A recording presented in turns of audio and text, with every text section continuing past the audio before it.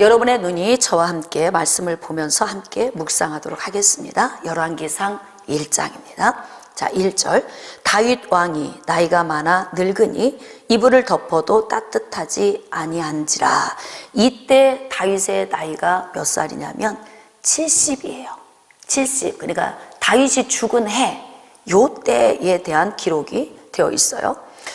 다윗은 그 살아온 삶 속에서 우리가 다윗의 인생을 봤지만 다윗 역시도 파란만장한 인생을 살았고 재앙에 대해서 선고를 받고 난 후부터 다윗이 굉장히 무뎌진 삶을 이제 살다가 마지막 죽을 때가 이제 된 거예요. 그래서 나이가 많아 늙으니 이불을 덮어도 따뜻하지 아니한지라. 기력이 하나도 없다. 기가 좀 진하다. 이런 느낌인 거죠. 젊은 처녀 하나를 구하여서 왕에게 아비삭을 넣어 주었는데도 그를 품지 않았다. 그러니까 이제 갈 때가 거의 다가왔다. 이제 이런 느낌이 좀 오잖아요. 자, 이제 5절.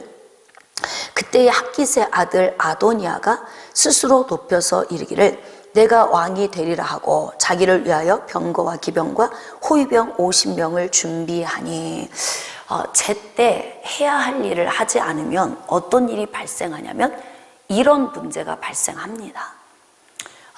다윗이 기가 진해서 이불을 덮어도 따뜻하지 않을 정도로 갈 날이 가까워 온 거예요. 이 정도 되면은 뭘 해야 되냐면 다음을 준비해야죠. 다음을 준비. 우리가 여러분 지금 다음 세대를 준비하잖아요. 다음 세대. 응? 다음 세대를 준비하는데 왕으로서 다음 세대를 준비하는 것이 무엇일까요?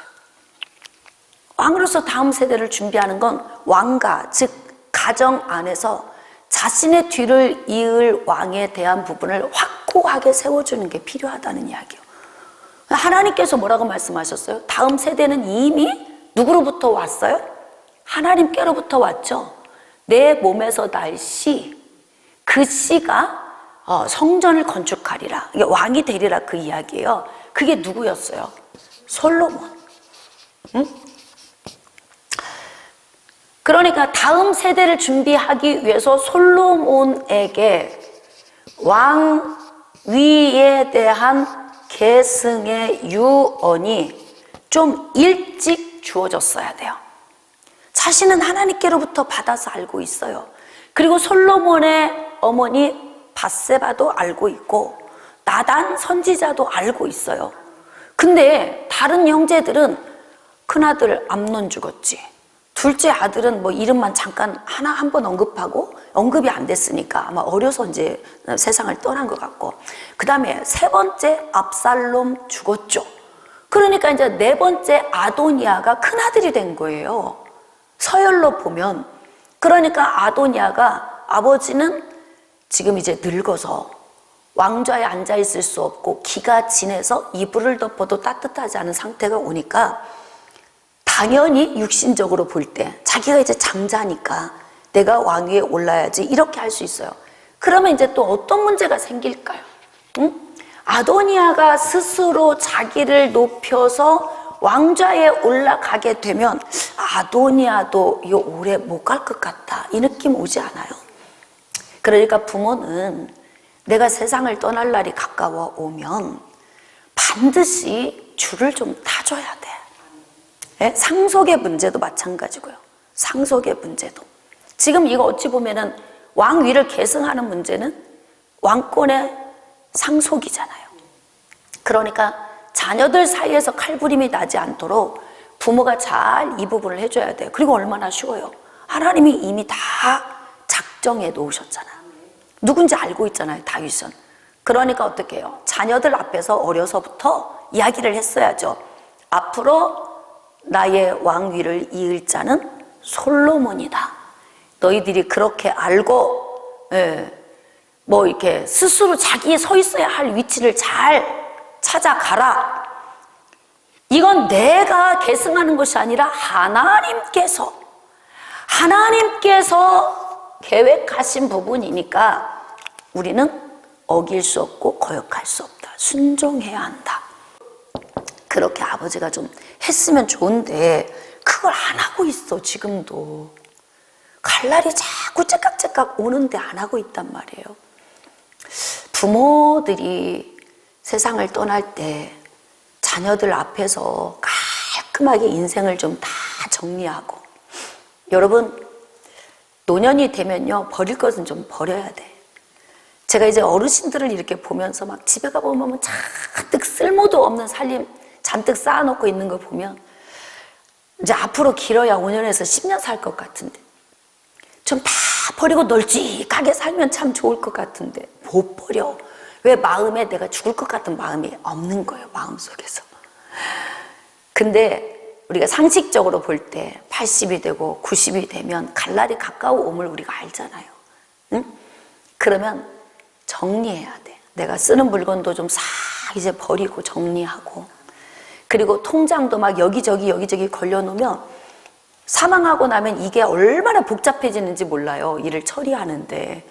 그러니까 내가 죽고 난 후에 자녀들이 불편하지 않도록 좀 내가 건강하고 총기 있고 기력 있을 때 깔끔하게 정리를 좀 딱 해서 하나에 딱 아이들이 보면 알 수 있게 한다든지, 그런 것들도 미리미리 해두는 것이 아주 중요하고, 상속에 관한 부분도 마찬가지예요. 상속에 관한 부분들도 미리 너무 일찍 해놓으면 자녀들이 부모 빨리 돌아가시기를 고사 지내니까, 그러니까 갈 때쯤, 물론 어쩔 수 없어요. 어느 순간에 예기치 않은 세상을 떠나는 문제가 있는 건 어쩔 수 없는 문제지만, 그냥 정상적으로 인생을 살다 세상을 떠난다면 좀 세상을 떠날 날이 가까워 올 때는 좀 정리하는 것도 좋다. 다윗이 이제 그 정리를 하나도 못해. 자기 자신 스스로가 정리를 좀 다 해야 되는데요, 본인이 정리를 하지 못합니다. 그러니까 육신의 장작격인 아도니아가 스스로 자기를 높여서 내가 왕이 되리라 하고 자기를 위하여 병거와 기병과 호위병 50명을 준비하니, 그는 압살롬 다음에 태어난 자요 용모가 심히 준수한 자라. 다 보니까 굉장히 준수하네, 왕자들이. 예, 왜냐하면 뭐 다윗 스스로도 빼어나지만 대부분 이제 부인들이 또 빼어나겠지. 그러니까 자녀들이 이렇게 또 빼어난 자녀들이 태어난 거예요. 자, 7절. 아도니아가 수리아의 아들 요압과 제사장 아비아달과 모의하니, 여기에서 이제 좀 이상한 문제가 생기네요. 요압이 등장합니다. 요압. 아도니아가 요압과 함께 모반을 하는 거예요. 응? 그러면 보겠습니다. 요압이 왜 아도니아 줄에 서게 되는가? 여기에서 벌써 우리는 이제는 썩은 동아밧줄이다, 다윗이. 이제 죽을 날 가까워 왔잖아요. 썩은 동아밧줄이다. 그러니까 어떻게 해요? 장작격인 아도니아 줄에 요압이 서게 되는 거예요. 네. 그래서 이런 문제를 발생시키고, 내가 지금 뭔가 해야 할 시기에 안 하면 이렇게 물밑 작업이 이루어지고 복잡한 문제가 이렇게 생겨나게 돼 있는 거예요. 요압은 다윗에 대한 좋지 않은 감정들이 좀 많이 있을 거예요. 그리고 다윗의 연약한 것을 가장 가까이서 많이 지켜본 사람이기 때문에, 그래서 이제는 뭐 다윗에 대한 미련도 없을 거야, 요압은. 어쨌든 요압이 좀 영적으로 솔로몬이 다음 차기 왕이 될 거라는 거 알고 있었을 것 같은데, 왜냐하면 생각해 보세요, 여러분. 하나님, 다윗이 성전 건축을 준비했어요. 누구를 위해서? 솔로몬을 위해서. 그러면서 모든 재료를 다 준비했다고. 그 옆에서 요압 장군이 다 지켜봤단 말이에요. 폐하, 다음 차기에 누가 성전 건축을 합니까? 얘기했겠죠. 하나님께서 나에게 내 몸에서 날 씨가 성전 건축을 하리라 그랬는데, 솔로몬이야, 솔로몬. 이야기했겠죠. 주변에 뭔 비밀이라고, 1급 비밀이라고 침묵하고 있었겠습니까? 요압도 알고 있었을 것 같은데, 그런데도 순간에 사람은 이렇게 순간에 훅 하고, 하나님이 작정하셨어도 만약에 다윗이 솔로몬을 세우지 않고 죽으면 그러면 아도니아가 왕이 될 확률이 높다. 이렇게 인간적인 생각, 그러니까 인간적인 머리가 이렇게 돌아가면은 영적으로 둔감해지는 거예요. 요압도 영적으로 민감했죠. 다윗이 인구조사를 하려고 할 때 폐하, 계산 안 해봐도 다 폐하의 소유인데 뭘 그걸 가서 숫자를 계수하려고 합니까? 그러면서 얘기했던 요압이 어느덧 요압도 인간적인 생각에 사로잡아서 아도니아 줄에 서게 되는 거예요. 그래서 이제 제사장 아비아달과 모의를 했다 그래요. 제사장 사독과 여호야다의 아들 브나야와 선지자 나단과 시므이와 레위와 다윗의 용사들은 아도니아와 같이 하지 아니하였더라. 그러니까 지금 여기 보면 요압과 아비아달이 다윗을 배신한 격이 되는 거예요. 늙어서 죽을 때가 됐어도 어차피 평생 다윗과 함께 했으면 아름답게 마무리를 하고 그 다음을 가면 참 좋은데, 이렇게 막 욕망의 사람들은 자기 줄을 서야 할 때가 되면 이렇게 막 눈치 봐가지고 눈치 보면서 이렇게 해요. 그러니까 아브넬이나 요압이나 비슷비슷한 사람이다. 여기서 우리가 이제 읽을 수 있어요. 9절입니다. 아도니아가 에너로겔 근방 소엘렛 바위 곁에서 양과 소와 살찐 송아지를 잡고 왕자 곧 자기의 모든 동생과 왕의 신하된 유다 모든 사람을 다 청하였으나 선지자 나단과 브나야와 용사들과 자기 동생 솔로몬은 청하지 아니하였더라. 알고 있었네. 다음에 솔로몬이 왕이 된다는 걸 알고 있었네요. 그러면 다윗이 이걸 빨리 해줬어야 돼요. 자기가 지금 숨이 까딱까딱 넘어가려고 할 때 자기가 죽기 전에 왕을 세워줬어야 돼요. 안타깝잖아. 그러니까 그러면 여기에서 또 없어도 될 문제가 발생을 해요. 그래서 우리가 인생을 살 때 기도로만 모든 문제를 풀어가려고 한다. 이게 아주 위험한 발상이라는 거예요. 기도 우리가 뜨겁게 해야 하지만 많이 생각하고 하나님이 주신 지정을 통해서 어떻게 가정을 다스릴까, 자녀들 사이에서 내가 어떻게 저신할까, 이 문제는 어떻게 풀어갈까, 이런 고민을 많이 하나님 앞에서 하면서 하나님의 지혜를 구하고 하나님이 주신 그 지혜를 적용하면서 사는 것 굉장히 중요합니다. 자, 이제 솔로몬이 왕이 되는 과정이 이제 기록되어 있네요. 11절. 나단이 솔로몬의 어머니 밧세바에게 말하여 이르되 핫기스의 아들 아도니아가 왕이 되었음을 듣지 못하였나이까? 우리 주 다윗은 알지 못하시나이다. 그러니까 다윗이 알지 못하는 사이에 아도니아가 왕이 된 것을 나단 선지자가 알고 이 문제를 가지고 솔로몬의 어머니 밧세바에게로 온 거예요. 참, 그래서 여기서 나단 선지자가 굉장히 중요한 역할을 감당을 합니다. 자, 이때부터는 나단 선지자와 밧세바가 2인 삼각 경기를 치릅니다. 호흡이 아주 죽이 착착 잘 맞아요. 자, 이제 12절. 이제 내가 당신의 생명과 당신의 아들 솔로몬의 생명을 구할 계획을 말하도록 허락하소서. 그러니까 지혜를 가지고 왔어요. 지금 아도니아가 왕이 됐는데 하나님은 솔로몬을 왕으로 작정해 놓으셨어요. 그러니까 나단 선지자가 옆에서 보면서 안타까운 거지. 이것을 다윗 왕이 하지 못하니까, 그러니까 나단 선지자가 지혜를 통해서 이제 밧세바와 이 문제를 풀어가는 거예요. 그랬더니 자, 이렇게 이제 요구를 하는 겁니다. 왕후에게 이야기하는 거예요. 밧세바에게. 당신은 다윗왕 앞에 들어가서 아뢰기를 내 주 왕이여, 전에 왕이 여종에게 맹세하여 이르시기를 네 아들 솔로몬이 반드시 나를 이어 왕이 되어 내 왕위에 앉으리라 하지 아니하셨나이까. 그러니까 다 얘기했어. 부인한테도 얘기했고 또 선지자한테도 이야기를 했고 주변 사람들도 다 알고 있는 거예요. 근데 지금 왕을 세워주지 않으니까 육신의 장작격인 아도니아가 모반을 한 거 아닙니까? 그러니까 이제 다윗에게 가서 기억하게 하는 거예요. 예? 지금 기력이 없어서 이불을 덮어도 따뜻하지 않은 그런 이제 노인이 된 다윗에게 밧세바가 들어가는 거예요. 그래서 생각나게 하는 거죠. 자, 무슨 이유로 아도니아가 왕이 되었습니까? 그게 다윗이 얼마나 깜짝 놀라겠어요? 당신이 거기서 왕과 말씀하실 때에 나도 뒤이어 들어가서 당신의 말씀을 확증하리이다. 자, 여기서 이제 아주 지혜로운 나단을 보게 되는 거죠. 자, 우리가 이제 기도를 할 때에 첫 번째는 구하라, 두 번째는 찾으라, 세 번째는 두드리라. 여러분, 지금 문제를 만났어요.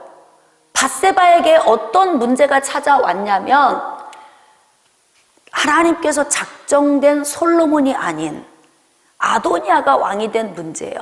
근데 이 문제를 풀어가기 위해서 어떻게 지금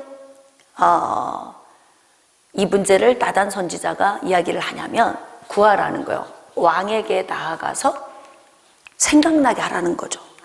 하나님은 솔로몬을 작정했는데 어째서 아도니아가 왕이 되었습니까? 가서 보고하라는 거예요. 왕에게 가서 보고하라. 이거는 우리가 또 하나님에게, 기도할 때 하나님에게 하는 거죠. 응? 자, 그 다음에 내가 이제 방법으로 내가 뒤를 따라 들어가겠습니다. 방법론을 이야기하는 거잖아요. 지금 나단이. 내가 뒤에 따라 들어가서 그리고 당신의 말씀을 확증시키겠습니다. 이게 방법론이에요. 밧세바가 이에 침실에 들어가 왕에게 이르니 왕이 심히 늙었으므로 수넴 여자 아비삭이 시중을 들고 있더라. 나이 70에 심히 늙었다면 다윗이 정말 젊었을 때 에너지를 많이 썼다. 이것을 우리가 알 수 있어요. 밧세바가 몸을 굽혀 왕께 절하니 왕이 이르되 어찌 됨이냐. 그가 왕께 대답하되 내 주여 왕이 전에 왕이 하나님 여호와를 가리켜 여종에게 맹세하시기를 내 아들 솔로몬이 반드시 나를 이어 왕이 되어 내 왕 위에 앉으리라 하셨거늘 이제 아도니아가 왕이 되었어도 내 주왕은 알지 못하십니다. 깜짝 놀라겠죠. 그가 수소와 살찐 송아지와 양을 많이 잡고 왕의 모든 아들과 제사장 아비아달과 군사령관 요압을 청하였으나 왕의 종 솔로몬은 청하지 아니하였습니다. 솔로몬을 왕따시킨 거예요. 왜? 왕따시킬 이유가 뭐예요? 왕이니까. 그러니까 몰래 그냥 왕좌에 올라가는 거죠. 내 주 왕이여 온 이스라엘이 왕에게 다 주목하고 누가 내 주 왕을 이어 그 왕 위에 앉을지를 공포하시기를 기다리나이다. 이거 빨리 좀 해주지. 이렇게 막 자식들 머리가 아주 헷갈리고 혼란스럽게 하지 말고 상속할 것도 있으면 죽기 전에 빨리빨리 그냥 법적으로 깔끔하게 내 중심이 아닌 앞으로 남아있을 자식들 중심으로 문제를 풀어서 깔끔하게 해결을 해줘야 해요. 이렇게 머리 복잡하게 하지 마세요. 그러면 어떤 문제가 발생하냐면 아도니아 같은 문제가 발생을 해요. 부모가 재산이 많으면 입안에 혀처럼 와서 부모 막 잘 섬겨가지고 안에 있는 거 꽃감 빼먹듯이 싹 빼먹어. 그러면 나중에 어떤 문제가 발생하냐면 나머지 자녀들이 그걸 알고 나면 내가 죽은 후에는 이게 칼부림 나는 문제가 발생할 수도 있다고요. 아도니아 사건의 문제가 발생할 수 있어요. 그러니까 빨리 왕이 공포해줘야 맞아요. 근데 아무 생각이 없어 다윗이.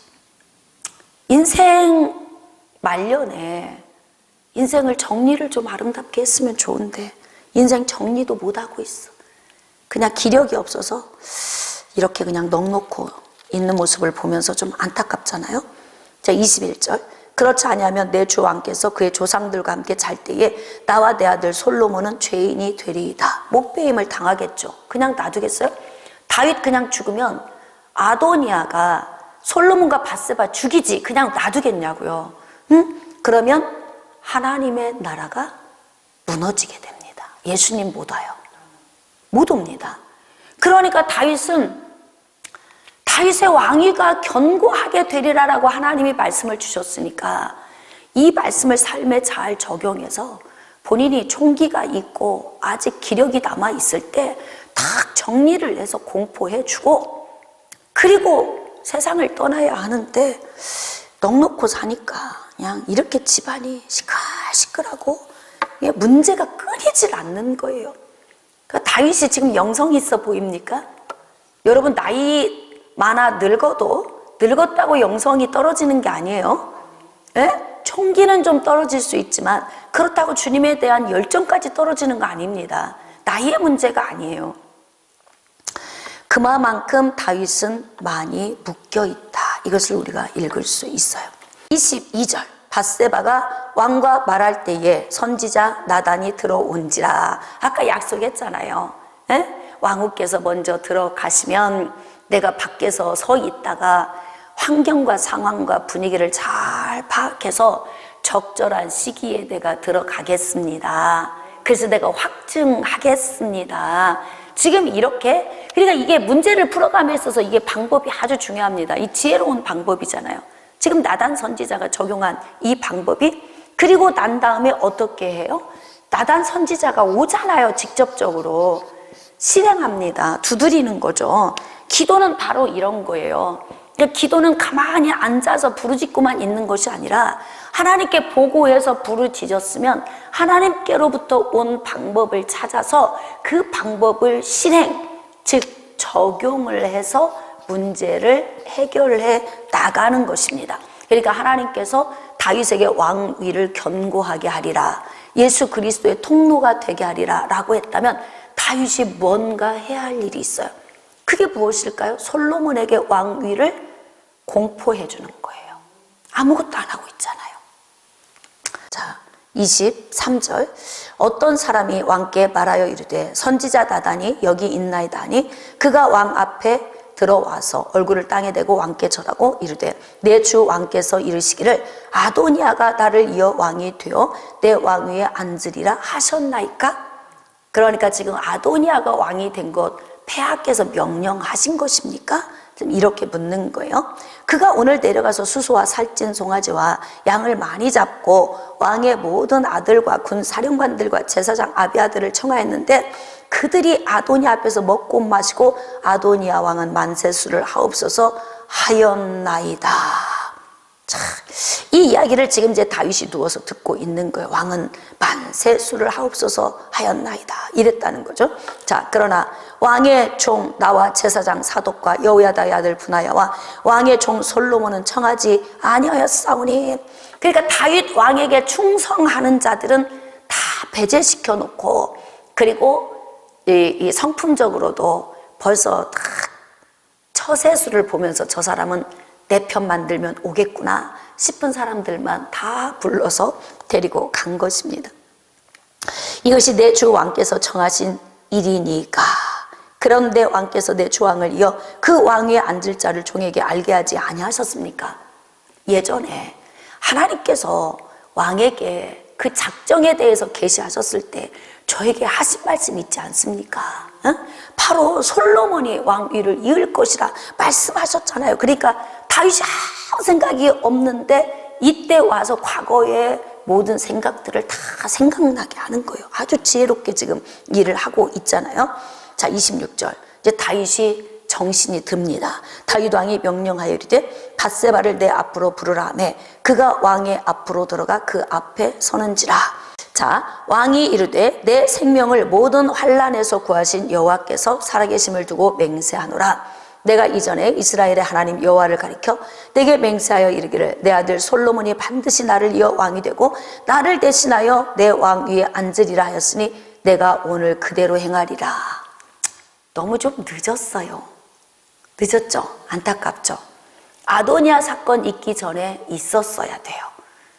그렇게 했더라면 사실 아도니아가 또 죽지 않을 거예요. 근데 왠지 여기서 아도니아도 온전하지 못하겠구나 이 느낌 오잖아요. 거기에다가 아도니아가 모반한 사건에 누가 또 연루됐어요? 요압이 또 연루됐잖아요. 요압도 이거 온전하지 못하겠는데? 그러니까 이게 문제가 문제를 낳고 문제가 문제를 낳는 거예요. 내가 적기에 해야 할 일을 못하면 이 사건이 더 크게 돼서 없어도 될 문제를 더 만들어낼 수도 있다는 거예요. 그러니까 제가 이 말씀을 묵상하면서 다윗은 재앙의 불씨 같다. 재앙의 불씨 같다. 항상 이 문제의 시작이 다윗으로부터 시작이 돼요. 다윗은 모르고 죽었을지도 모릅니다. 이 문제의 출발이 나라는 것을. 근데 지금도 문제를 이렇게 푸는 것 보니까 다윗이 모르고 살고 있는 거예요. 내가 정신 바짝 차리고 가정 안에서 내가 문제를 만들지 않도록 적기에 모든 문제들을 해결하며 살아야 되겠다라는 어떤 결심이 없으니까 결국 죽음 직전에 기력이 쇠진한 상태에서 아도니아의 반란을 또 이렇게 만들어내게 되는 거죠. 참 구구절절이죠. 다윗의 인생을 보니까. 언제부터? 우리아를 죽인 이후부터. 그리고 하나님께서 경고의 말씀, 재앙의 말씀을 주신 이후에 그 말씀에 묶여 있으면서부터 다윗의 지혜는 어디론가 날아가 버린 것 같다. 그 느낌.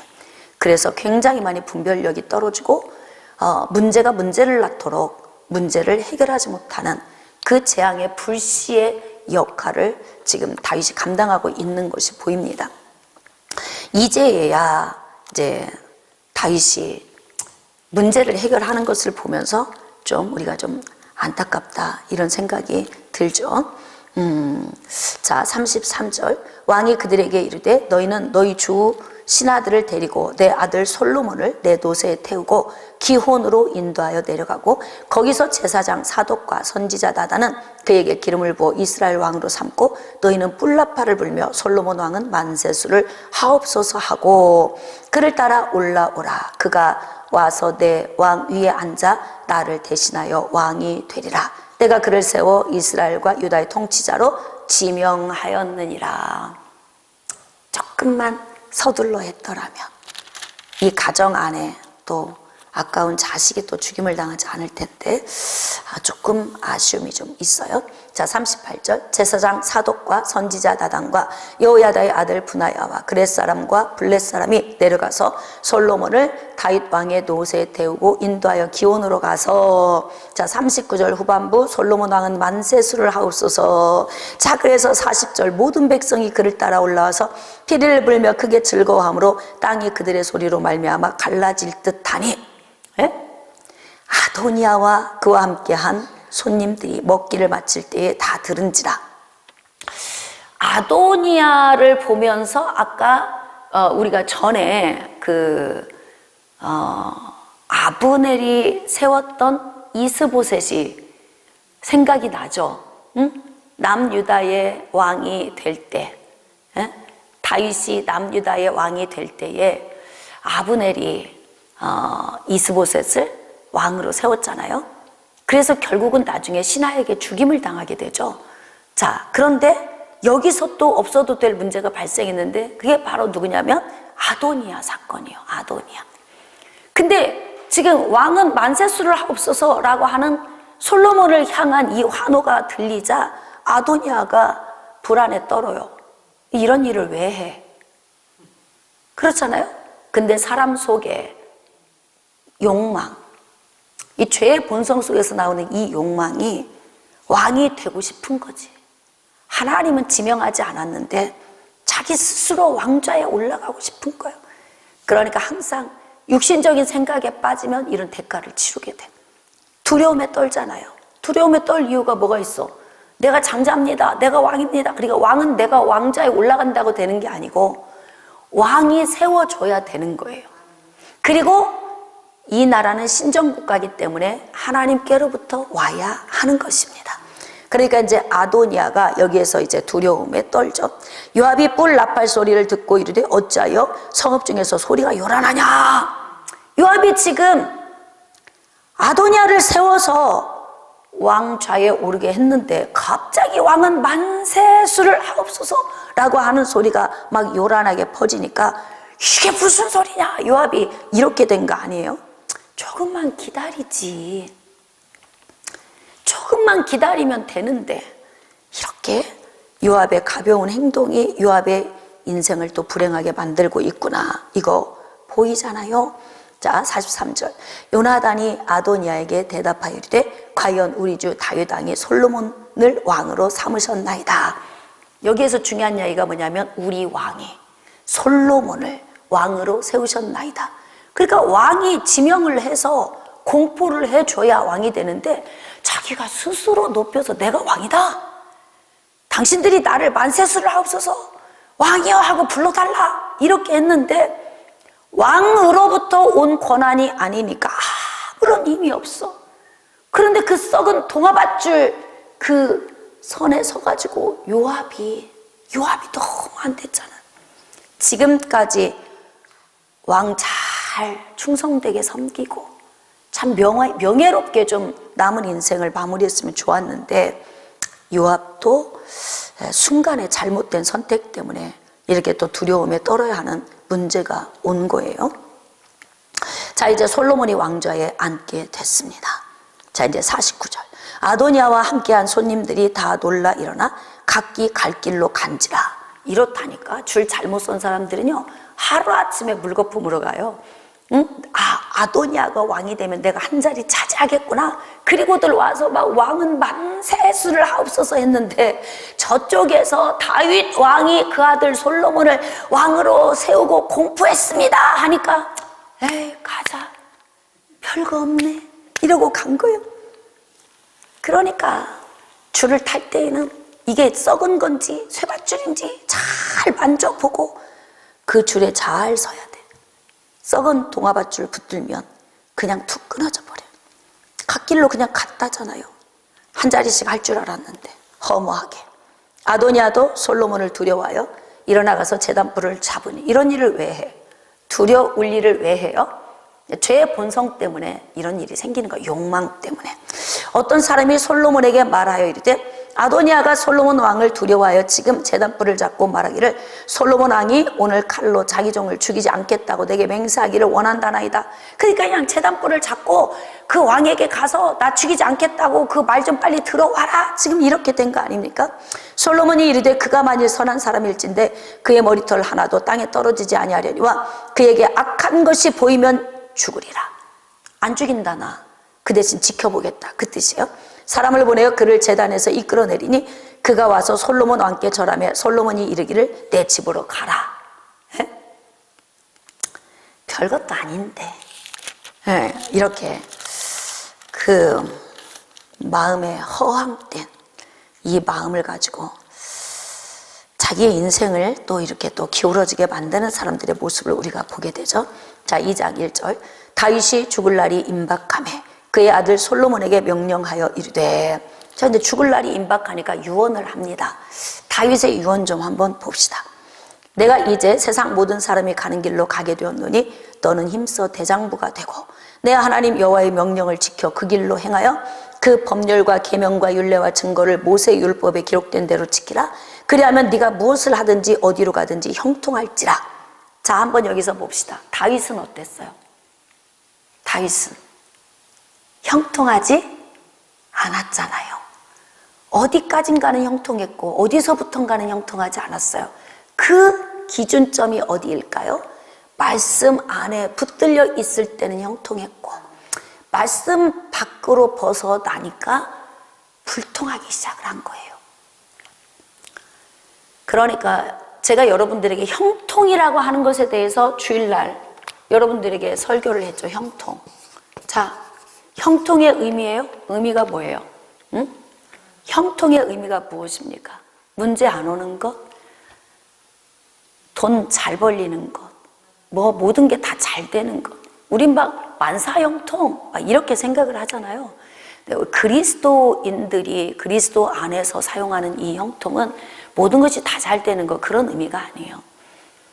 인생에 문제 오고 힘겨운 삶이 우리에게 오지만 하나님이 함께 하셔서 내게 주시는 복을 받아 누리는 것, 이게 형통이에요. 그러니까 막 골짜기를 지나고 요새를 가고 숲을 가고 막 도망 다니는데 하나님이 함께 하시니까 다윗이 형통했어요. 근데 이제 하나님의 말씀을 벗어나 버리니까 형통 밖으로 빠져나가 버려요. 형통이 밖으로 빠져나가 버리는 거예요. 그러니까 다윗의 인생을 여러분들이 잘 묵상해 보면 이 전환기가 있어요. 그게 언제냐면 우리아를 죽인 사건이에요. 계획적으로 우리아를 죽인 사건. 그 사건 이전과 그 사건 이후 아마 밧세바를 범하는 사건에서 멈췄더라면 좀 달랐을 거예요. 그것은 순간에 충동적으로 저지른 죄이기 때문에 하나님이 뭐 좀 대가를 치르게 했어도 그렇게 혹독하진 않았을 거예요. 회개하고 돌아섰으면. 근데 우리아를 계획적으로 죽였단 말이에요. 그것이 다윗의 인생의 전환점이 된 거예요. 이제 그때부터 하나님의 말씀을 벗어나는 행동을 하게 되니까 그때부터 다윗의 인생이 이렇게 힘들어. 그래서 그 남은 인생이 이렇게 죽는 순간까지도 다윗이 별로 에너지도 없고 그렇잖아요. 사는 모습을 보니까 좀 마음이 좀 짠한 생각이 들어요. 그러니까 지금 이 이야기는 자기 간증 이야기일 거예요. 너 하나님 말씀에 서 있어야 된다. 에비는 그 말씀 벗어나서 혹독한 대가를 치렀다. 지금 그 이야기를 하고 있는 거 아닐까? 응? 자, 여호와께서 내 일에 대하여 말씀하시기를 만일 내 자손들이 그들의 길을 삼가 마음을 다하고 성품을 다하여 진실이 내 앞에서 행하면 이스라엘 왕 위에 오를 사람이 내게서 끊어지지 아니하리라 하신 말씀을 확실히 이루게 하시리라. 그렇게 하나님의 말씀을 주신 걸 이야기하는 거예요. 전해 주는 거예요. 하나님의 말씀을. 그러니까 다윗 안에 있는 그 아픔이 이 말씀을 통해 좀 전달이 돼요. 사실은. 그러니까 왕위가 견고해 되는 이 부분은 예수 그리스도가 오시는 그런 통로로서의 예언된 말씀이니까 이것은 크게 봐야 돼. 틀을 크게 봐야 해요. 그래서 지금 이제 다윗이 하나님의 예정된 그 계획의 약속의 말씀을 이제 선포하고, 자, 이제부터는 본인 안에 있는 이야기를 합니다. 5절, 수리아의 아들 요압이 내게 행한 일, 곧 이스라엘 군대의 두 사령관 넬의 아들 아브넬과 예델의 아들 아마사에게 행한 일을 네가 알거니와 그가 그들을 죽여 태평시대에 전쟁의 피를 흘리고 전쟁의 피를 자기의 허리에 띤 띠와 발에 신은 신에 묻혔으니 내 지혜대로 행하여 그의 백발이 평안히 서울에 내려가지 못하게 하라. 다윗 안에 감정이 저장된 게 있어요.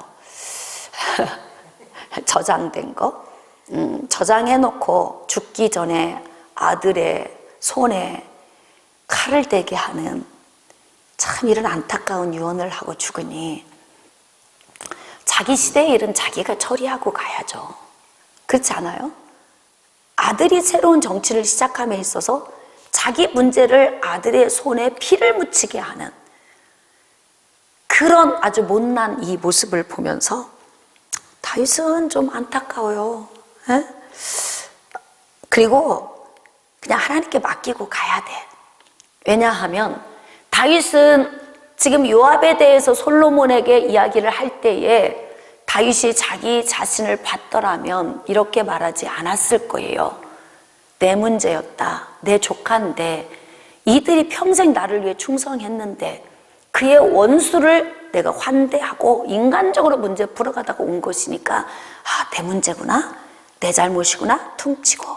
그러니까 아브넬을 죽인 것에 대해서도 요압에 대해서 서운한 마음을 품지 않고 자기 안에서 정리가 되었어야 하죠. 그 다음에 아마사를 죽였잖아요. 압살롬의 군대 장관 아마사. 아마사는 또 다른 누이의 아들이에요. 조카예요. 근데 그 아마사를 자기가 또 높여주겠다 했던 말 때문에 요압이 아마사를 또 죽이게 되잖아요. 누가 문제인 거야? 재앙의 불씨는 누구예요? 다윗이에요. 다윗. 그러면 자기 자신의 문제인 걸 알고 아브넬의 문제도 아마사의 문제도 내려놔야 돼요. 그리고 요압에 관한 이 부분은 하나님이 알아서 하시도록 하나님께 맡겨야 하는 문제라고 저는 생각을 해요. 근데 여기에서 뭐냐면 그동안 아브넬 죽고 아마사 죽고 세월이 계속 흐르는 동안에 요압에 대한 감정이 격해 있었음을 우리가 알 수가 있어요.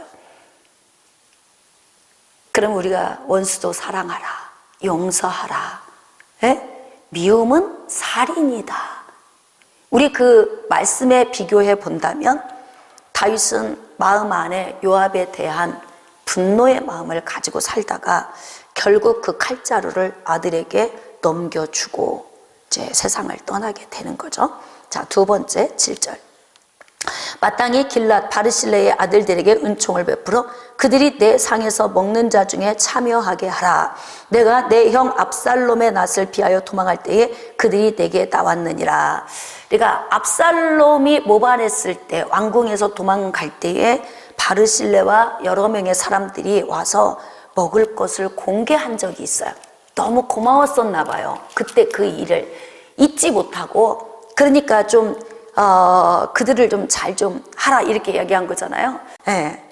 먹을 것 한번 받았는데 이렇게 감동이 된다면, 요압이 평생 자기를 위해 군대 장관을 했는데 자신의 잘못된 행동 때문에 얽히고 설켜 온 문제를 통해 요압을 죽이려고 하는 거 좀 마음이 좀 아파요. 물론 마지막 요압이 아도니아와 좀 모반한 것은 너무 경솔했던 것 같아. 그렇긴 하지만 그래도 그 문제는 그냥 좀 덮어줘도 될 문제 같지 않나? 예, 다윗이 적절한 시기에 문제를 풀지 않아서 자꾸 오는 문제니까 그냥 좀 덮어줘도 될 문제 같다는 생각이 좀 들어요. 8절.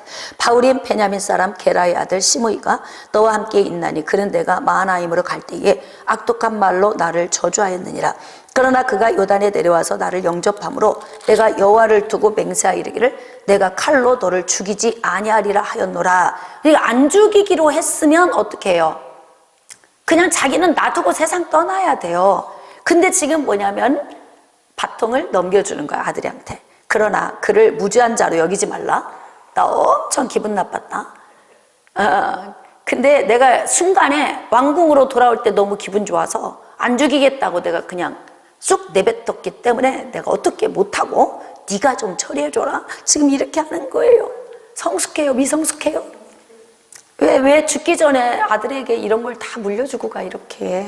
에? 그래서 어떻게, 너는 지혜 있는 사람이므로 그에게 행할 일을 알지니 그의 백발이 피 가운데 스올에 내려가게 하라. 죽여라. 그 대신 어떻게? 그냥 일부러 죽이지 말고 스스로 죽는 자리로 나가도록 네 머리를 써라. 지금 그 이야기잖아요. 10절입니다. 다윗이 그의 조상들과 함께 누워 다윗성에 장사되니 죽었네요. 다윗이 이스라엘 왕이 된 지 40년이라 헤브론에서 7년 동안 다스렸고 예루살렘에서 33년 동안 다스렸더라.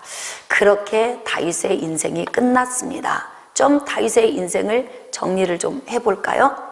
다윗이 약 17세경에 사울을 만나서 왕궁에 들어가고 난 이후에 30세가 되기 전까지 사울 왕에게 쫓겨다녔습니다. 그러다가 사울이 죽고 난 다음에 30세에 남유다에서 왕이 되었는데, 왕이 되고 난 후부터 다윗이 영적으로 둔감해지기 시작하죠. 자, 그러다가 어느 날 우리아의 아내 밧세바를 범하게 되고, 그리고 자기의 그 수치를 가리기 위하여서 그의 남편을 전쟁터에서 계획적으로 죽이게 됩니다. 그 사건 이후에 하나님의 징계의 말씀을 받게 되죠. 근데 그 말씀에 묶여 살아요. 그러면서 죽는 순간까지. 그러니까 징계의 말씀을 받은 이후에 다윗의 삶을 보면은 하나도 에너지가 없어. 영적 민감함도 없고 그냥 인생의 문제를 턱턱 받아들이고 올 것이 왔구나, 이렇게 살다가 가요. 그러면서 마지막 아도니아의 이 모반 사건이 있은 후 솔로몬이 왕위에 올라간 후에도 유언으로 주고 간 그 유언을 보면서 다윗은 하나님의 말씀에 묶인 이후에 멋진 사람에서 많이 멀어졌구나. 우리가 그것을 보게 됩니다. 그러니까 우리가 여기서 다윗을 통해서 배울 점은, 그래서 우리가 하나님 말씀의 기준에 서서 지금 다윗이 아들 솔로몬에게 하나님의 말씀을 유언하고 세상을 떠났던 것처럼 아주 그냥 폐부에 심겨진 이야기겠죠. 하나님의 말씀을 벗어나니까 내 삶에서 이런 대가를 치르는구나. 그런 것처럼 오늘 우리도 다윗이 솔로몬에게 한 마지막 유언, 하나님의 말씀 안에 서서 사는 것, 이것을 우리의 심장에 새기고 말씀의 기준에 두고 살면 복된 삶이 우리에게 주어질 줄 믿습니다.